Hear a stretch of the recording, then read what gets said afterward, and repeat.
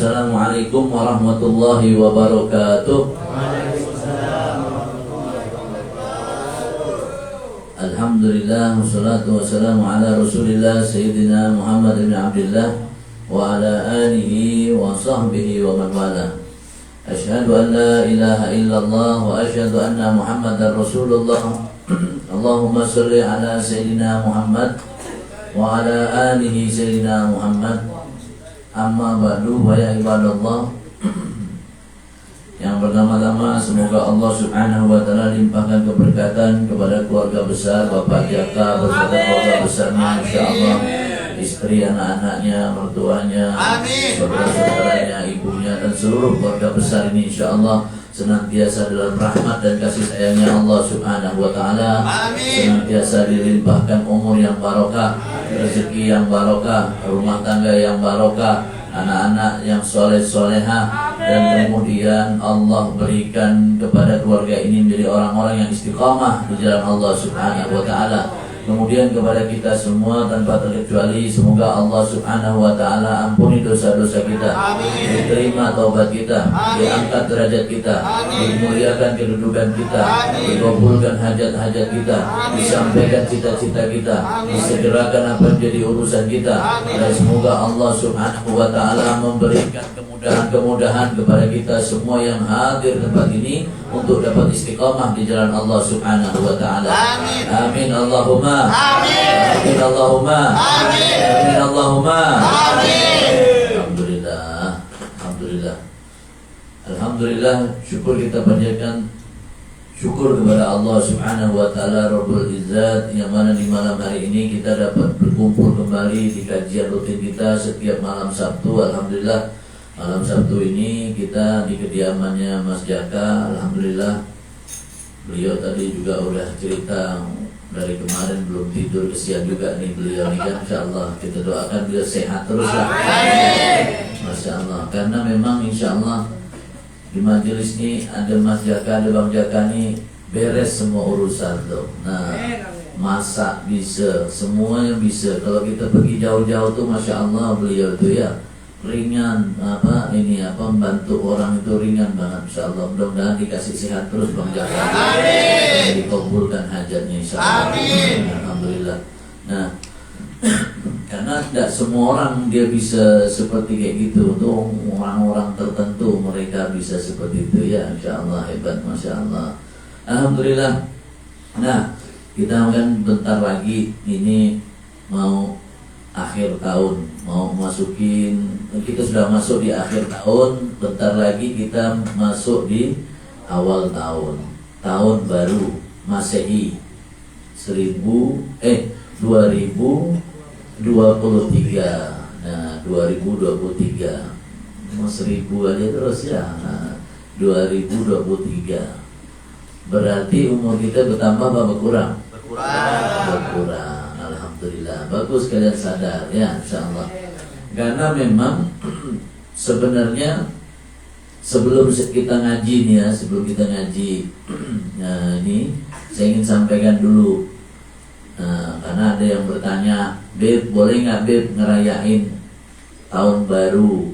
Nah, kalau ngerayakannya itu dalam bentuk ngerayakan tahun baru itu dalam bentuk untuk hal-hal yang manfaat, menambah keimanan kita, silakan, tidak apa-apa. Menambah keimanan loh ya, pengajian, selawatan, zikir, atau apa silakan. Tapi kalau yang kurang bermanfaat atau bahkan ada unsur maksiat, lebih baik nggak usah.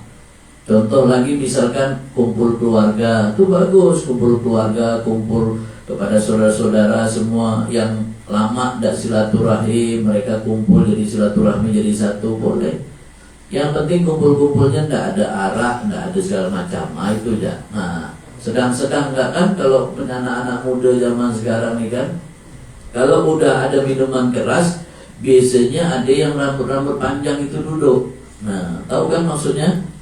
Nah, ini ada perempuan duduk situ, bajunya alhamdulillah tak senonoh. Nah ya, jadi kebanyakan kalau udah ada minuman keras, pasti ada yang gitu. Bagaimana dengan orang yang berkaraoke? Nah, Saya cuma ngasih tahu bahwa ngapalah karaoke harus nunggu tahun baru gitu Pak. Nah, betul enggak? Oh, karaoke nunggu mau kapan pun lo karaoke silakan, tapi kalau tahun baru bagus tuh cari yang manfaat ya lah, kumpul keluarga enak ya. Karaoke nanti soundnya terlalu besar, tetangga sebelah lagi sesak napas, sakit jantung gara-gara itu, lalu innalillahi wa inna ilaihi raji'un kan, masuk rumah sakit mati. Nah, bagusnya kita kalau bisa kumpul keluarga bagus, kumpul teman-teman yang baik-baik. Nah, boleh tidak apa-apa kumpul teman-teman yang baik. Nah, ada lagi yang bertanya, bakar-bakar tuh boleh tidak? Boleh, asal jangan bakar rumah ya, pokoknya ya. Mau bakar jagung, niatin silaturahmi, kumpul keluarga, boleh, nggak masalah. Nah, bakar sampah bersih-bersih, bagus malahan itu kan. Nah, yang penting asapnya jangan sampai menyusahkan orang ya. Ini bakar-bakar, yang dibakar pedas, yang dibakar cabai rawit. Nah coba, habisnya orang kampung ngomel semua, matanya pedas semuanya. Nah, usuk semuanya tuh, berair semua matanya. Bukan sedih karena melepas tahun akhir tahun, tapi karena kepedasan tadi itu, tuh matanya jadi bengkak ya. Nah maka jangan, kalau bisa ambil yang manfaat, ambil yang manfaat. Beb, tiup trompet boleh nggak Beb? Ngapain dan tiup trompet ya? Nah, nggak usah yang aneh-aneh. Tiup trompet, tiup lilin kalau bisa nggak usah, ya, nggak usah. Kalau apalagi tiup trompet jangan, nggak usah. Saya takut nanti kalau malaikat itu lalu kemudian ikut juga tiup trompet. Jangan cerita nih ya. Nah, lalu kemudian sangkakala ditiup kiamat nanti ya. Nah, jadi kalau bisa nggak usah lah. Tiup trompet macam nggak penting. Itu bukan sesuatu yang islami sebenarnya. Ambil boleh yang islami aja. Kalau ada orang mengatakan tahun baru ini kan tahun baru punya orang-orang Nasrani, orang-orang non muslim. Enggak, ini pergantian tahun, bukan lebaran ya. Seperti orang yang Imlek itu kan tahun baru Cina. Nah, Imlek itu tahun baru Cina, bukan lebaran Cina. Lebarannya itu apa? Gong sifat C itu Cap Gomeh ya. Nah, Cap Gomeh lebarannya. Imlek itu tahun barunya. Tahun baru tidak apa-apa, seperti tahun baru Hijriah, tahun baru ini. Loh, kita kan ada tahun Islam sendiri, betul. Kita ada Hijriah juga, kita ramaikan Hijriah, kumpul keluarga segala macam, baca doa, boleh, tidak masalah. Namun kalau ada orang sahabat-sahabat kita yang mereka kumpul keluarga baca doa di akhir tahun Masehi, tidak ada masalah. Ya, karena memang di negara kita ini bukan negara Islam, bukan negara bersyariat Islam. Jadi pakai kalendernya juga kalender nasional. Nah, disisipkan juga kemudian ada kalender Hijriah di situ. Jadi tidak mutlak gitu, tapi insya Allah kalender Hijriah tetap kita pakai bagi kalangan yang muslim, kita memakainya gitu. Nah, tapi tidak masalah, yang penting untuk kebaikan. Yang penting ya untuk kebaikan. Kalian bisa nanti bisa diingat apa yang saya sampaikan ini, boleh silakan. Manfaatnya yang penting ada kemanfaatan untuk kebaikan. Naik motor pawai boleh nggak Beb? Ngapalah kok pawai-pawai segala ya.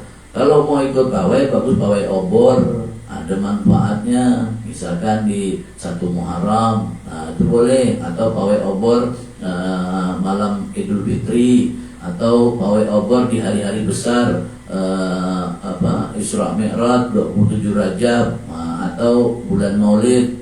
Pawai obor nggak harus di malam Lebaran, apa saja silakan. Nah, boleh silakan. Daripada naik motor ngegas, mau laju tada, jalan tada, ngegas iya. Nah, coba bagusnya kalau bisa di situ. Tidak penting lah gitu-gitu. Lagian manfaatnya pun tidak ada.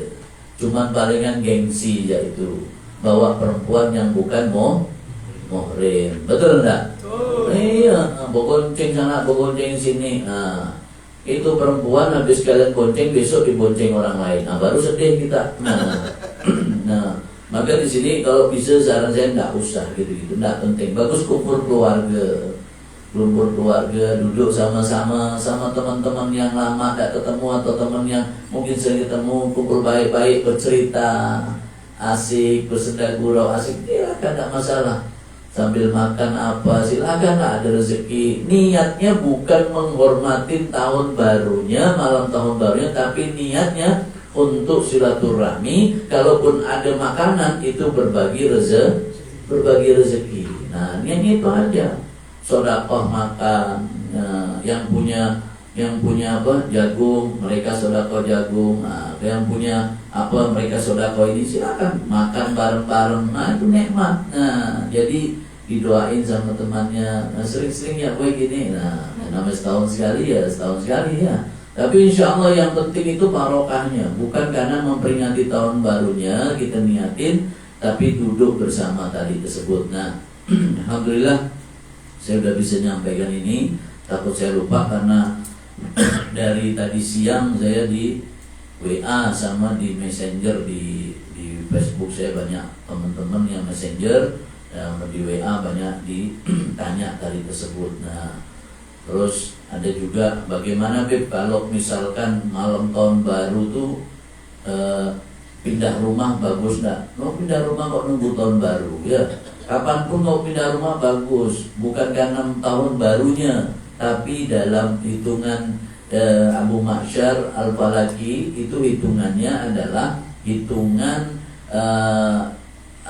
hitungan khusus. Jadi di situ ada hitungan khusus yang memang silahkan bagi mereka yang mau memakai hitungan itu, silahkan, boleh. Misalkan hari apa, Senin, nah, pasaran Jawanya apa, wetonan Jawanya tadi disebut, silahkan, boleh, silahkan ya. Jadi tidak harus tahun baru masuk rumah baru, nanti masuk istri baru, wah itu gawat itu ya. Nah, rumah baru beserta perabot-perabotnya ya semuanya kan. Nah, jadi tidak usah inilah ya tidak usah yang aneh-aneh. Kalian boleh, silakan kalian mau masuk rumah baru kapanpun, tapi kalau saya suka tuh hari Senin.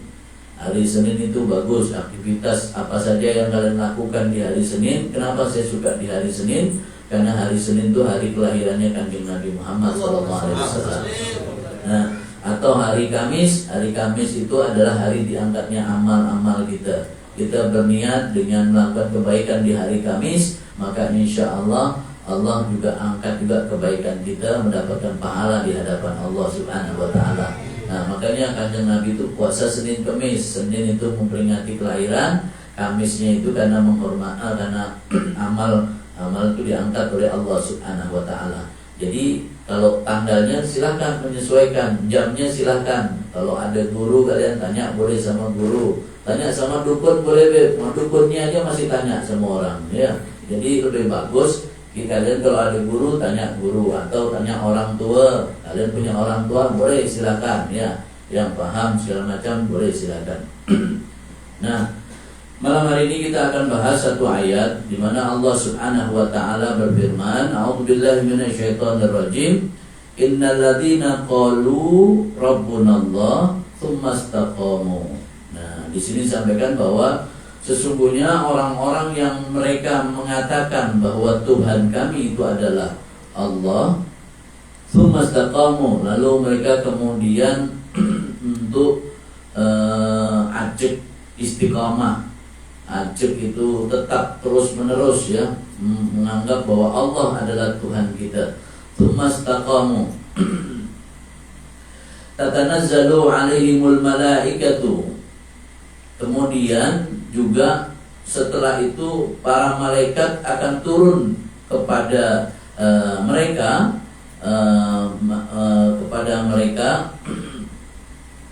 ala takhafu wa la tahzanu, yang mana malaikat itu akan menyampaikan jangan takut dan jangan untuk bersusah hati. Wa abshiru bil jannati lati kuntum tu'adun.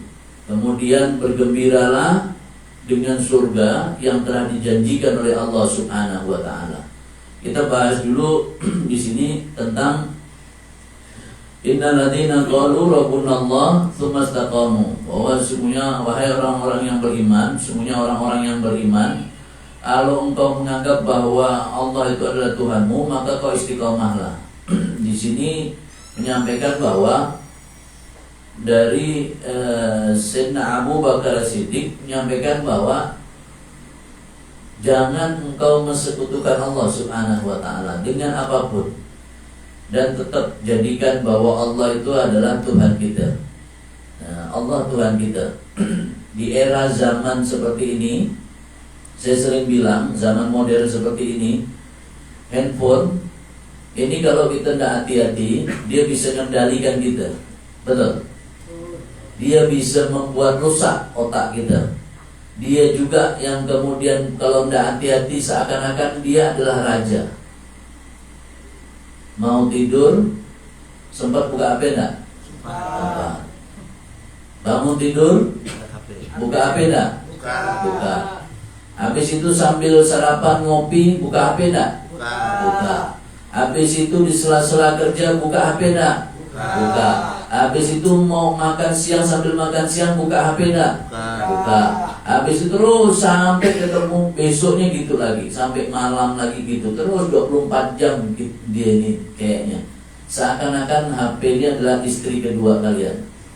Padahal sebenarnya istri kedua enggak tahu, wallah alam, saya pun enggak tahu. Istri pertama kalian sih ada lah, istri kedua. Tapi yang pasti istri kedua ini HP kalian kayaknya.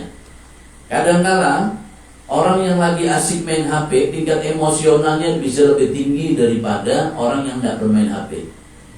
Orang yang bermain HP, dia dengan kesibukan dia tadi tersebut, apalagi dia sedang serius, sedang ada masalah di HP itu lebih sibuk dia. Diajak ngomong sama orang dia tidak bakal ngeh, tidak bakal dia sadar, betul nggak? Tidak bakal dia sadar. Dan handphone ini dia bisa menjauhkan orang yang dekat. Kata orang bisa mendekatkan orang yang jauh kalau itu dipakai untuk kebaikan dia. Tapi kalau mendekatkan dalam arti yang konotasi negatif, perempuan yang jauh bisa dekat sama dia, ini parah nih, katanya. Nah, ini parah nih ya. Tapi kalau dia di tadi tersebut dia handphone ini kebanyakan orang dekat dia bisa jauh. Saya kasih contoh. Orang duduk berdua ngopi, dia bilang, "Boy, aku mau ngopi tempat kau." Ya. Yang satu main game, yang satu main WA. Dia sambil ngomong enggak tuh? Ada, sibuk dia dengan HP-nya. Betul enggak? Dan itu kalian bisa buktikan, bisa kalian lihat, tidak usah jauh-jauh. Ada orang yang mereka hanya sekedar ke kafe ngopi, hanya sekedar itu. Padahal ke kafe ngopi itu rame-rame loh. Betul enggak? 3 orang, 4 orang, 5 orang. Begitu sampai ke kafe masing-masing urusan sibuk. Nah. Dan itu juga kadang bisa terjadi di antara kita. Makanya saya sarankan kepada kalian, kalau kalian sedang bertamu ke rumah orang, kalau bisa HP ini kalian sembunyikan dulu. Maksudnya taruh kocek dulu, udah dosa diurus. Kalau selama kita masih bertamu, kecuali kalau kita memang sedang menunggu berita penting. Contoh, istri mau melahirkan, anak sakit, orang tua sakit, atau mau jemput anak, atau mau jemput istri segala macam, nggak boleh, silakan. Mau jemput sekolah, silakan. Tapi kalau enggak ada yang ditunggu, enggak ada mau dicari kabarnya, kalau saran saya lebih baik ditaruh. Kenapa? Karena orang yang lebih banyak mereka memegang handphone, tingkat emosinya tidak stabil, mudah meledak-ledak. Benar, mudah meledak-ledak. Apalagi kemudian dia sedang kecewa berat, emosi, ditanya A, jawabannya pun tidak nyambung dengan A. Nah, gimana boy, itu sehat boy? Kalau masih gitu masih mending, kadang tak dipandang ya. Nah, cuma gitu. Nah, itu kacau orang seperti itu. Nah, maka di sini saya sampaikan kepada kalian, handphone kalian harus dalam kendali kalian. Jangan sampai handphone itu kalian dikendalikan handphone, tapi kita yang mengendalikan dia. Kalau kita bisa mengendalikan dia, maka insya Allah bagus-bagus isinya. Untuk majelis ini tidak ada razia. Kalau majelis ini ada tukang razianya nih, misalkan kayak di sekolah-sekolah gitu kan, ayo pengajian di razia HP. Saya yakin 99,95% alhamdulillah insya Allah tak bagus tuh. Banyak isinya aneh-aneh segala macam. Tapi insya Allah, saya yakin kalau di sini jamaah kita sih insya Allah lah ya, sama insya Allah. Nah tapi kita mulai perbaiki diri kita. Handphone boleh, kita penting handphone, tapi kita gunakan untuk kemanfaatan, kebaikan, ya. Kita gunakan untuk baik. Nah, jangan sampai engkau sekutukan Allah hanya gara-gara masalah ya Allah cuma kayak gini sepele. Saya ini kalau enggak kemarin itu ada beberapa orang yang saya anggap dekat dengan saya, sangat dekat sekali. Mereka bilang, Habib harus pakai handphone, kami susah, saya susah, kami susah untuk ini. Nah, saya ikut mau tak mau. Karena dia mau ngontak saya, juga keluarga saya mau ngontak saya ikutin. Dulu saya pernah punya HP. Kalian mungkin ada jadi saksi saya di sini. Saya pernah punya HP di zaman-zamannya dulu itu masih BBM itu apa BlackBerry. Itu zaman-zaman itu orang masih belum punya, saya udah punya BlackBerry itu. Nah, saya dikasih orang. Saya buang itu di Sungai Kapuas. Nah, saya buang, dan itu mungkin ada yang ikut kan di sini kan. Nah, ada ikut dengan saya. Saya buang. Ada satu budak bilang, kenapa dibuang juga kasih saya? Nah, sama gak saya? Enggak, kalau dikasih saya lihat barang itu lagi kan. Nah, saya buang. Kenapa saya buang? Karena saya ingin belajar untuk pada saat itu saya tidak mau ada ketergantungan. Nah, saya tidak mau ada ketergantungan dengan handphone. Nah, tapi nanti kalian jangan enggak dengan cerita saya ini, Habib dibuang, aku buang lah. Janganlah coba-coba kalian ya. Nah jangan, gak bisa jangan.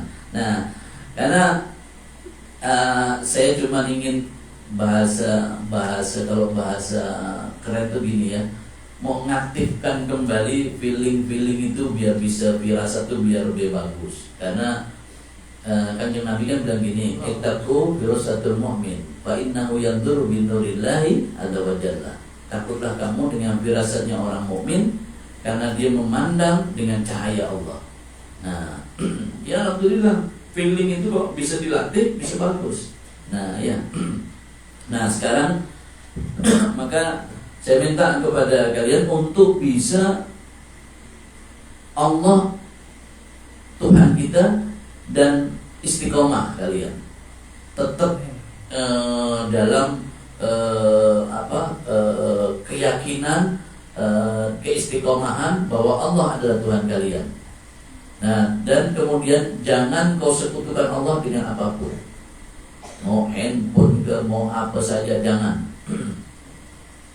Kembali ke handphone tadi, orang kalau baterai handphone ini habis, mau ngecas, ada azan berkumandang, Allahu Akbar, Allahu Akbar, misalkan tuh, kita ngecas HP dulu atau kita ngecas hati kita untuk sholatnya?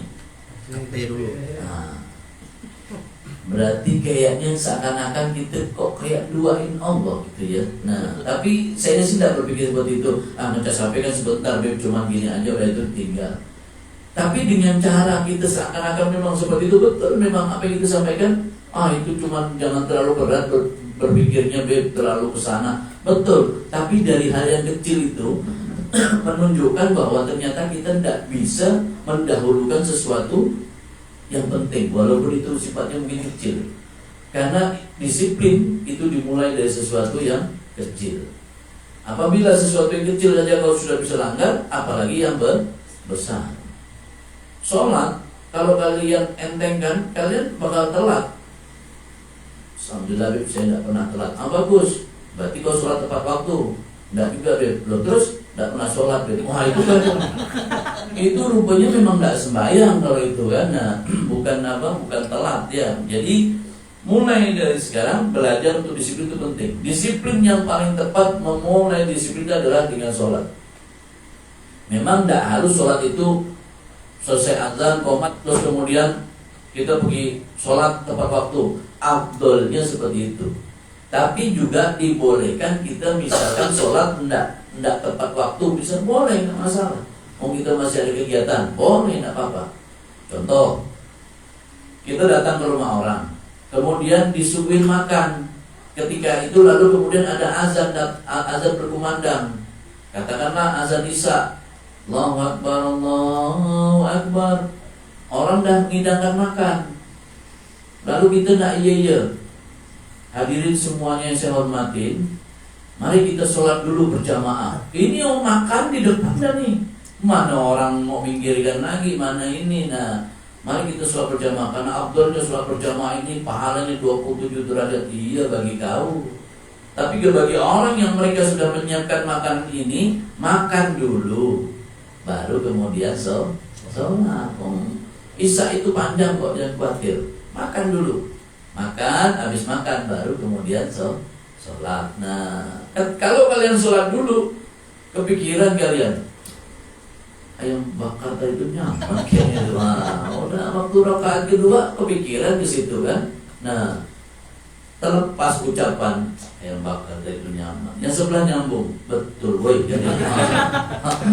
Pokoknya sama-sama pikirannya kan. Nah, maka di sini kita kalau istiqamah sama Allah bersungguh-sungguh, yakin, kau pasang dengan yakin yang tinggi. Yakin yang tinggi bahwa Allah adalah Tuhan. Dimanapun kau berada, Allah Tuhan. Kau yakin bahwa engkau diperhatikan oleh Allah Subhanahu wa ta'ala. Kau yakin bahwa Allah menyaksikan. Ini sekarang zaman-zaman mau seperti ini, banyak hal-hal aneh sudah mulai terjadi. Hanya karena otaknya dicuci oleh handphone, kemudian disebut oleh kelompok orang-orang yang mengatasnamakan Islam segala macam, lalu mereka mengebom bunuh diri. Itu ada bom bunuh diri bahkan berapa hari yang lalu kan ada tuh kan? Di mana tuh ya? Di polisi. Di mana tuh? Dia di mana tuh? Bandung ya. Nah, di Bandung itu ada bom bunuh diri. Nah, saya dikirimin tuh ada videonya tuh, kakinya lepas, tangannya lepas, masya Allah. Kalau kaki sapi masih bisa dijual, kaki orang mabuk nih, nengoknya udah seram gitu deh kan. Apalagi udah lepas jalan sendiri, apa dah seram tuh. Nah, ini bom bunuh diri, ini orang yang mereka maaf ya, pakaiannya Muslim, coba, pakaiannya Islam, tapi dia punya suatu pemikiran, bahkan kemudian dia tega menghabisi orang dengan cara-cara seperti ini. Alasan mereka bahwa mereka akan berjihad dengan membunuh orang-orang kafir, tapi dampaknya kena ke orang Islam. Nanti kalau ada orang Islam yang mati juga, meninggal juga, dia ketika ditanya, loh itu ada orang yang orang Islam juga, orang Islamnya nanti masuk surga, kayak dia punya surga. Dia tetapkan sih orang Islam nanti masuk surga dikarenakan kena bom bunuh diri, nanti dia masuk surga. Nyaman benar gitu kan? Dia tentukan sendiri. Kok kayak Tuhan dia nih. Nah, ini zaman ini sekarang sudah mulai ada, hati-hati gitu. Nah, teroris mereka dengan gaya Islam, pakaian Islam, rutinitasnya Islam. Wah, hati-hati. Orangnya pendiam, tidak banyak ngomong di kampung, tiba-tiba ngebom. Wah, kan berarti gitu tuh orang-orang teroris tuh, tidak banyak ngomong dia, tiba-tiba meledak. Nah, kayak bom di jalan Tamrin dulu, ingat gak tuh? Nah, bom di jalan Tamrin tuh, dia bilang katanya di jalan Allah. Itu di jalan Tamrin, itu bukan jalan Allah. Tebak-tebak orang kayak gitu tuh kan. Dia bilang ini di jalan Allah. Mana berjalan? Itu jelas-jelas di jalan Tamrin kok. Gimana? Nah, makanya tidak usah percaya sama orang-orang yang mereka punya pemikiran seperti itu tuh. Itu pemikiran yang keliru dan Islam sangat mengutuk hal kayak gitu.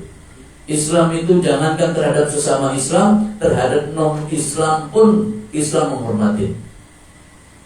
Karena lakum dinukum wajib, untuk agamaku, silahkan, tidak ada masalah. Yang penting kau jangan ganggu agama, gitu aja.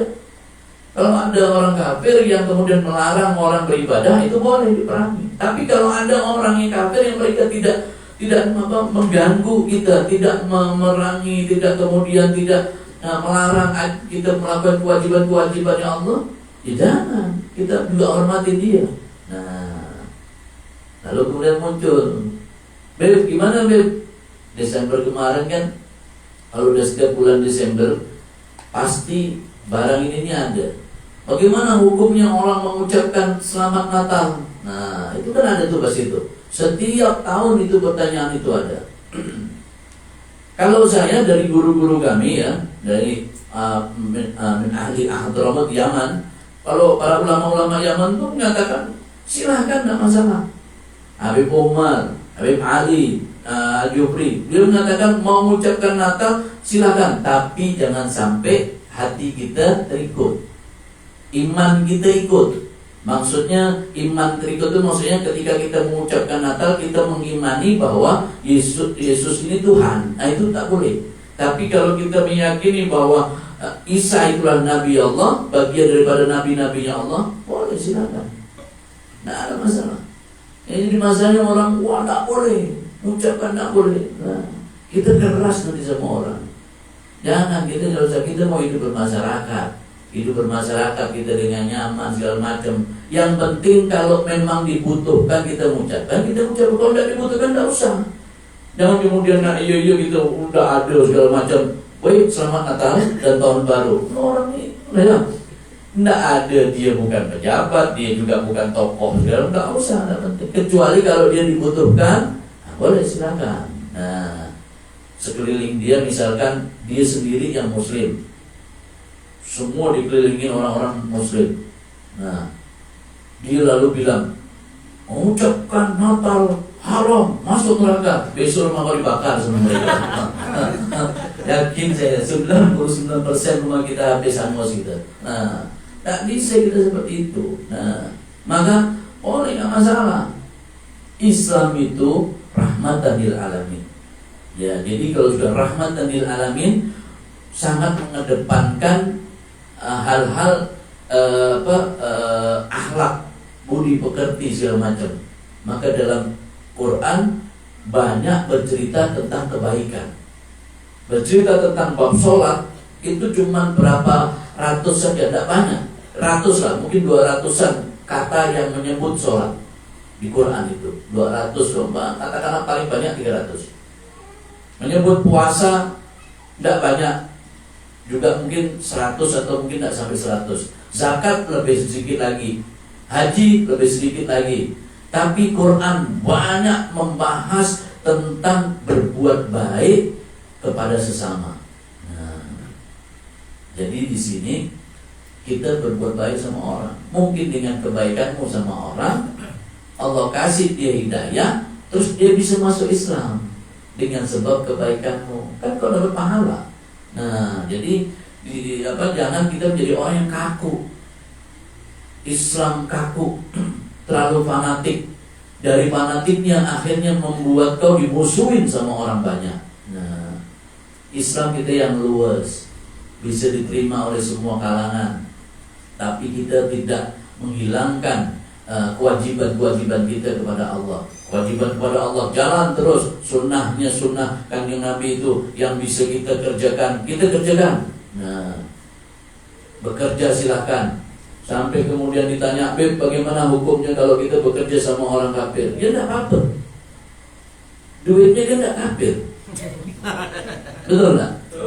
Ada kok orang kafir terus duitnya kafir, najis, tidak boleh. Nah, kalau ada yang mau kalau ada yang bilang duitnya kerja dari sama orang kafir, kemudian duitnya najis, kasih ke majelis ya, insya Allah majelis menerima tuh duitnya itu ya, duitnya ya. Nah, kalau memang tidak mau dia duitnya itu ya, nah apa? Kita kerja, kita niatin bahwa kerja itu ibadah. Kita memberi nafkah sama istri sama anak-anak kita. Jangan sampai nanti istri kita dinafkahin sama orang, bahaya gitu.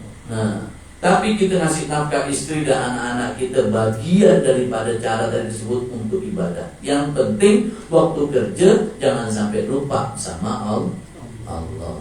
Nah, jangan sampai lupa sama Allah. Kemudian di sini tsumastaqamu, kita istiqamah kepada Allah Subhanahu wa taala. Tanazzalu alaihimul malaikatu alla takhaufu wa la tahzanu. Nah, maka malaikat pun akan turun kalau kita sudah istiqamah bahwa Allah ada Tuhan kita. Terus kita menjadi orang Islam yang baik, orang Islam yang punya budi pekerti yang luhur, menghormati sesama manusia, menghormatin orang tua, mertua, guru segala macam. Itu bagus. Baru-baru ini kan ada berita lagi viral, mertua sama ini terus ngeri-ngeri sedap juga tuh. Nah, saya pernah tanya, Bib itu gimana Bib? Ya nggak bisa lah, mertua itu kan sama menantu nggak batal wudu. Ini kan ceritanya di situ kan itu ibu-ibu yang malah yang hafal. Saya pun tidak paham tuh, Beb ini gimana Beb? Cerita detail. Saya pikir kok kamu tahu benar cerita ini pun. Saya bilang, iya Beb ngikutin Beb. Nah jadi setelah, maaf ini kita cerita sedikit untuk ilmu ya, bukan membicarakan aib ya. Ini ilmu ya. Saya nanti akan cerita ilmunya. Ketika kemudian dia mertua sama menantu itu kemudian terciduk oleh masyarakat, lalu kemudian dia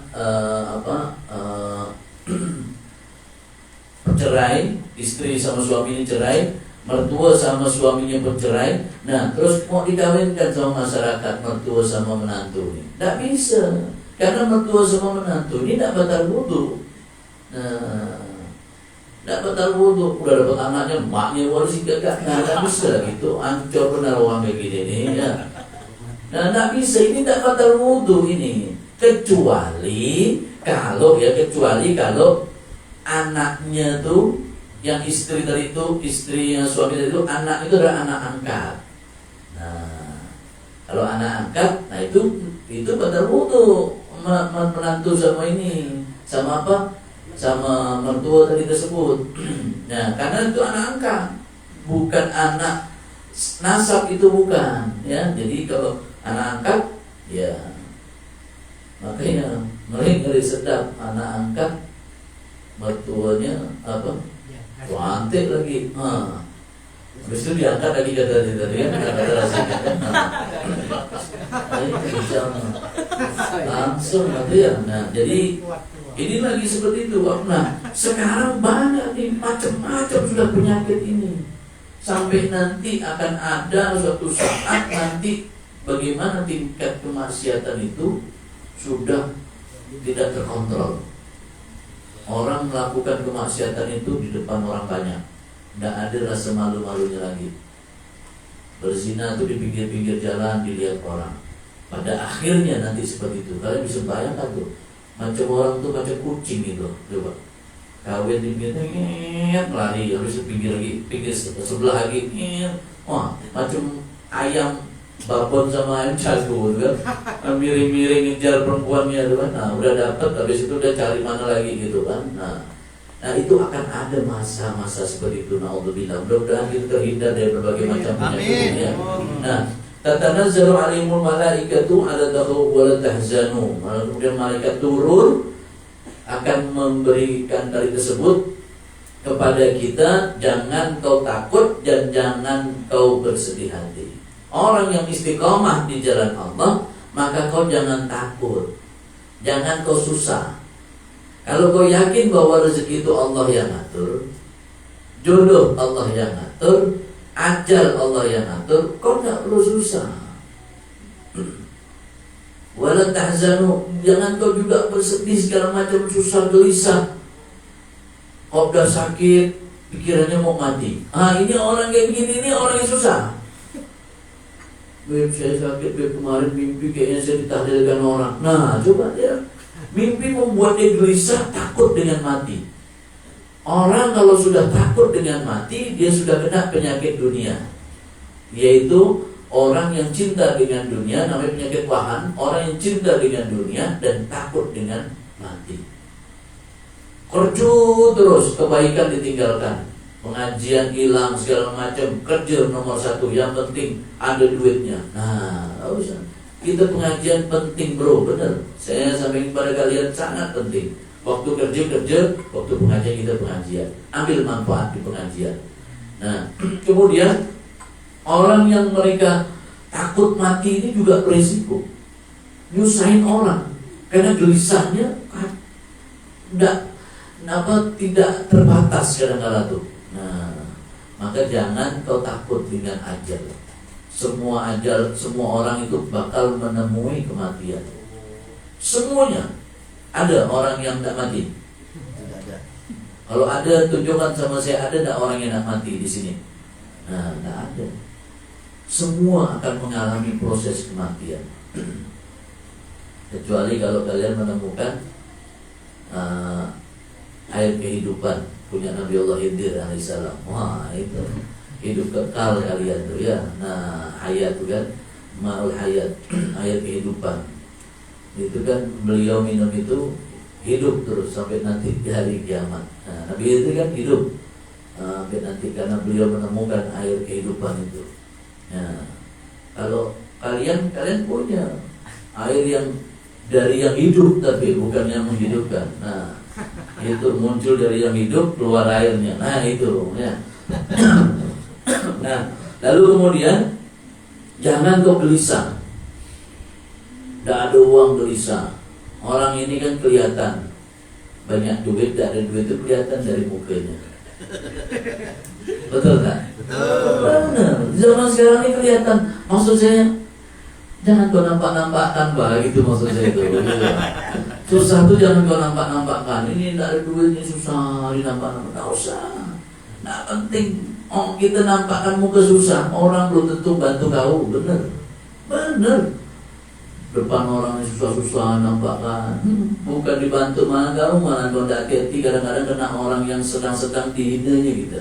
Nah, dijelek-jelekan kita. Itulah kau malas soalnya tidak mau kerja. Orang ini mau minta kan air gitu. Makanya minta sama manusia itu kadang rugi gitu. Kalau minta itu kau sama Allah menjaga. Maka orang miskin yang mereka tidak pernah minta sama orang di saat-saat susahnya, dia hanya minta kepada Allah. Inilah orang mulia.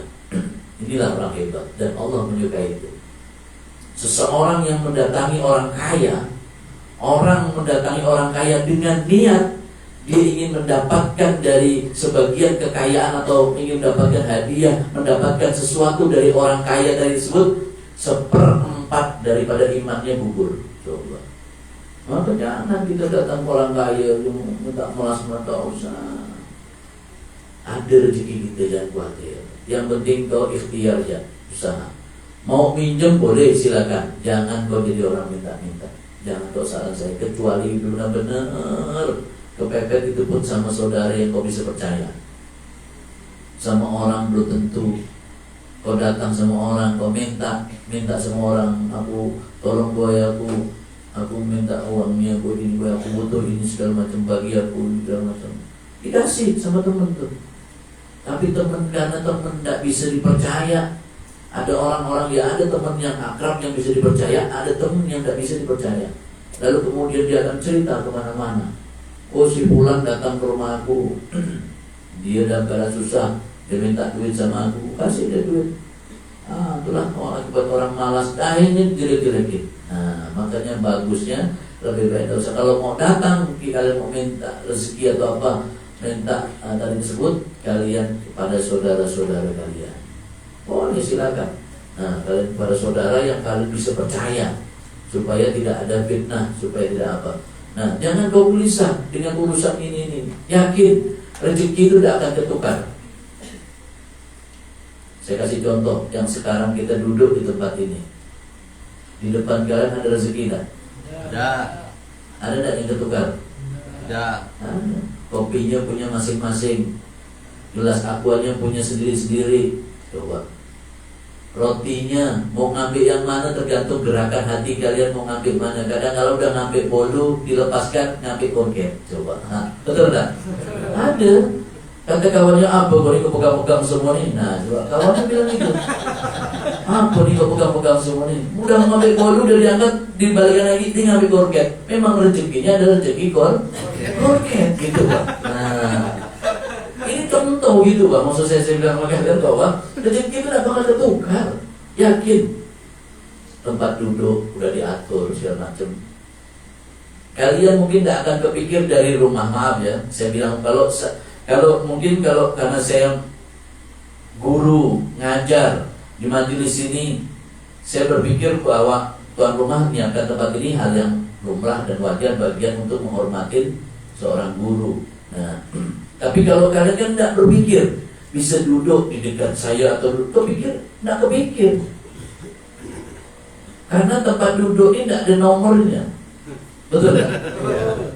Kalau ada nomornya kan kira pesan sama Bang Jaka. Bang Jaka, saya nomor 3 ya dari Habib. Nah, jangan dengar macam nonton filmnya gitu nih kan. Nah, nggak bisa. Jadi dimanapun ketika kalian datang, kalian duduk. Nah, dan duduk tadi disebut kadang-kala yang datang telat ya di sana. Tapi kadang-kala ada rezekinya, yang datang telat dipanggil sama gurunya, ya duduk ngandar pintu. Kan bisa. Rezekinya tuh di situ coba. Iya. Orang nggak ngerti loh rezeki kita. Nah sekarang ini rezeki kita di depan kita. Gak usah bicara rezeki gue terlalu jauh, kalian mikir gak usah. Di depan mata kita nih jelas nih. Nah depan mata kita jelas nih rezeki. Karena rezeki itu tidak harus uang. Rezeki juga badan sehat juga rezeki, ilmu dapat juga rezeki, barokah juga rezeki. Sekarang ada ini makanan. Kemudian di tempat kalian juga ada minuman segala macam, rezeki, nikmat. Coba kalian juga tidak berpikir sampai di sini ada ke Bang Jaka ngumumkan di grup misalkan nanti makanannya kue bolu sama ini kroket yang ada, karena ada. Tapi kita di sini kepikir dalam aku kok pengen saya makan kue bolu. Ada orang yang kepingin ketemu kue bolu di sini. Masya Allah. Ketemu dia saking senangnya makan kue bolu tuh alhamdulillah habis 2 piring. Alhamdulillah kan. Nah, ditanya sama kawannya, oh lapar gak? Enggak, aku tuh hobi. Bukan hobi loh ya. Hobi kalau 2 piring itu bukan hobi ya. Nah, tanazzal alaihimul malaikatu ala takhawfu wa la tahzanu. Jangan kau susah dan gelisah.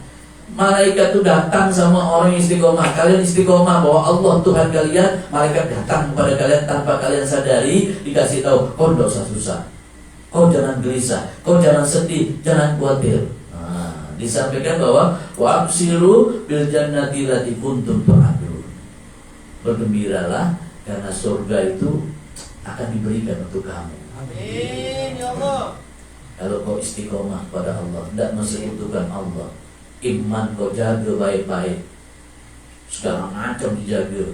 Nah, lihat ada perempuan cantik pakai rok pendek, pakai singlet sampai nampak BH-nya, kata orang itu kan BH-nya tali, BH-nya kelihatan segala macam.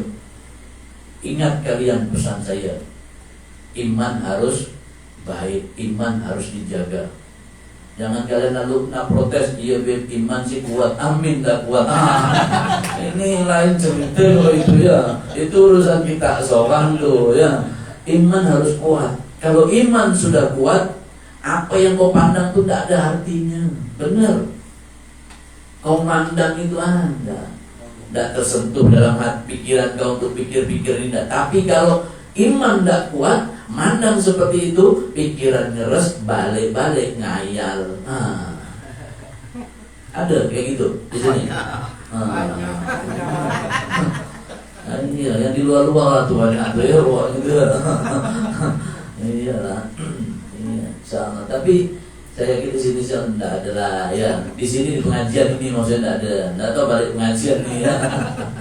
Nah, karena sangat penting sekali saya sampaikan kepada kalian. Hal-hal yang seperti ini harus seperti menjaga iman kalian penting. Dan istiqomah bahwa Allah adalah Tuhan kalian. Siapapun yang akan merubah itu kalian jangan mau, walaupun hanya dengan ditukar Indomie. Lihat saudara kita yang ada di mana-mana, mereka itu imannya tergadai hanya karena sebungkus sekotak Indomie, uang 500.000, beras 1 karung habis, kemudian imannya melayang. Auzubillah min dzalik. Dan kita alhamdulillah jangan sampai kita seperti itu. Kita jadikan ini sebuah ya Allah, minta sama Allah, doa sama Allah supaya Allah jaga hati kita, iman kita sampai akhir hayat kita. Iman kita tetap, ucapan yang terucap dalam akhir hayat kita kalimat la ilaha illallah Muhammadur Rasulullah. Kita minta itu sama Allah. Bercita-citalah engkau menjadi orang yang husnul khotimah. Amin. Mau husnul khotimah? Mau. Mau sekarang apa mau besok-besok? Hah? Mau husnul khotimah sekarang apa husnul khotimah nanti? Nanti. Iya. Kalau nanti itu ceritanya beda lagi kan. Nah, kalau husnul khotimah suruh milih mati husnul khotimah malam ini atau nanti tidak tahu. Hah? Gimana? Hah? Ngeri kan? Tapi saya yakin kita tetap milih nanti ya lebih sekarang kan padahal kalau udah husnul khotimah kalian pasti masuk surga. Nah, di sini disampaikan bahwa wala tahzanu, di sini ala takhawfu wala tahzanu, jangan kau susah, jangan kau sedih, bermakna juga kalau kita mati kita jangan kepikiran nanti anak aku gimana, nanti istri aku gimana, enggak usah memikir gitu. Tuh banyak anak yatim piatu, mereka tidak ada bapak, tidak ada anak, tapi kemudian Allah tetapkan mereka dibantu sama orang, dirawat sama orang. Jangan khawatir, jangan susah pada Allah yang akan ngatur itu, bukan kita yang ngatur nanti kita. Beb, tapi bini saya masih muda, beb. Nah, gimana beb kalau saya mati dulu? Ya nggak apa-apa lah, gimana? Kalau didikan kau bagus, bini kau tak kawin lagi.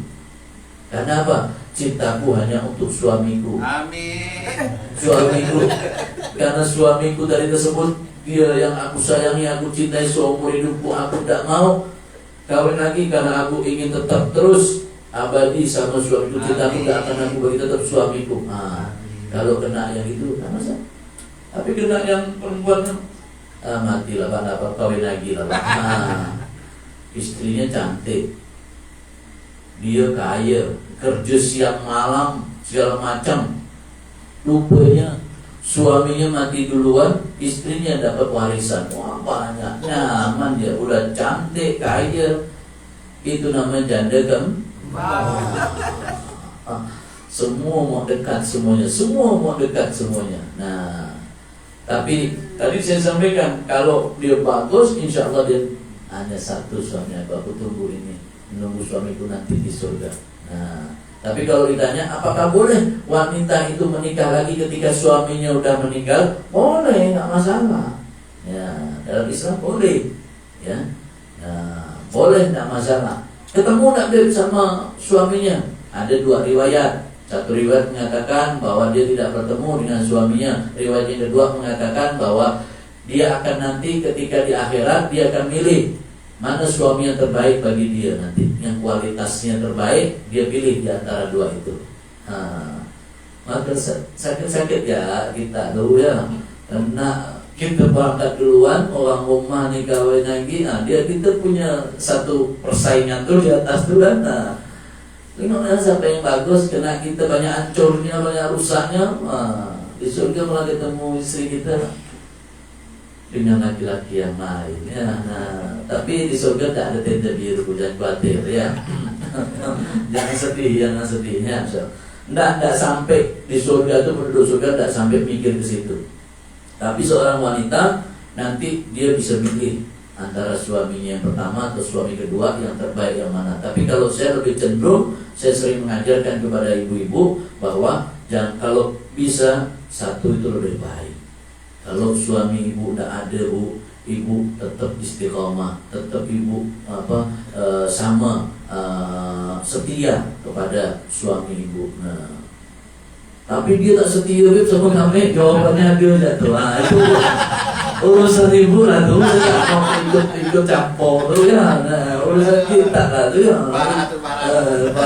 Parah tuh ya. Nah, jadi kalau saya jangan khawatir, saya selalu bilang kepada pengajian jamaah, pengajian muslimat dan ibu-ibu, saya bilang, Bu, kalau suaminya tidak ada, Bu, ibu yang setia sama suami, insya Allah Bu, kesetiaan ridho suami itu insya Allah akan bawa manfaat yang besar nanti di akhirat, sampai ke surganya Allah Subhanahu wa Ta'ala. Amin. Jadi jangan sampai nanti kita hilang cinta itu sesaat, tapi benar-benar mencintai suaminya karena Allah. Kalau udah bahasanya karena Allah, maka insya Allah sampai kapanpun dia karena Allah. Nah, jadi kembali saya sedikit lagi di sini bahwa wa'abshiru bil jannati allati kuntum tu'adun. Maka kemudian kabar gembira akan kalian dapatkan dengan janjinya Allah, yaitu Allah hadirkan surga kepadamu. Maka kalau kau sudah istiqamah, yakin Allah Tuhanmu segala macam, kemudian kau tidak usah susah. Hidup ini kau punya keyakinan Allah sudah ngatur semuanya. Kalau Allah Tuhanmu, Allah lah yang ngatur semuanya. Kau tidak usah gelisah. Tidak usah kita mendahului Allah, tidak usah kita ngatur Allah, tidak usah kita ngambil haknya Allah. Dah, pokoknya serahkan sama Allah. Ikhtiar doa sudah kita kerjakan, habis itu serahkan sama Allah. Nanti Allah ngatur yang bagus. Tidak usah kita gelisah, tidak usah kita susah.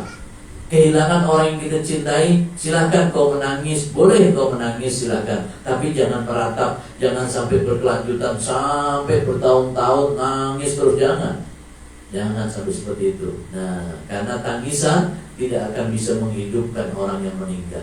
Tangisan tidak akan bisa menyelesaikan permasalahan, tapi justru tangisan yang terus-menerus hanya akan mengakibatkan mungkin sakit dalam diri orang tadi tersebut. Ya, semoga insya Allah menjadi manfaat buat kita semua yang hadir di tempat ini, bertambah iman kita, bertambah istiqomahnya kita, dan kita tetapkan bahwa Allah adalah Tuhan kita.